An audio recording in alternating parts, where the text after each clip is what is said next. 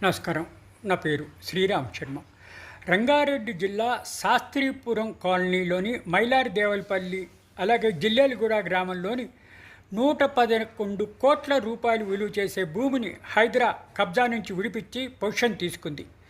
ఈ భూమిని 111 కోట్ల రూపాయలు విలువ చేసేటట్టుగా ఉంటుంది అని అంటున్నారు.